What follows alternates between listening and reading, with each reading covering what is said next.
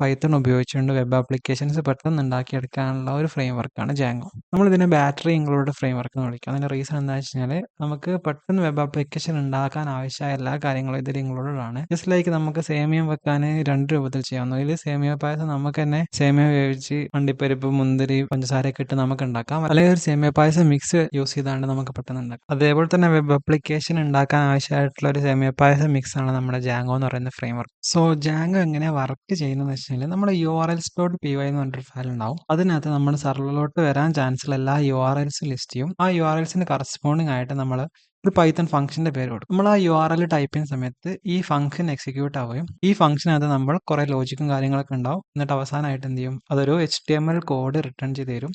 HTML code നമ്മൾ ബ്രൗസറിൽ കാണുമ്പോഴാണ് നമ്മൾ വെബ്സൈറ്റ് കാണുന്നത്. ഈ ഒരു HTML കോഡ് നമുക്കൊരു HTML ഫയലിനകത്തായിട്ട് ടെംപ്ലേറ്റ് ഫയലിനകത്തായിട്ട് ആ ടെംപ്ലേറ്റിംഗ് ലാംഗ്വേജ് നമ്മൾ ജിഞ്ച എന്ന് വിളിക്കുക. ജിഞ്ച 2 ആണ് ജാങ്കോ യൂസ് ചെയ്യുന്നത്.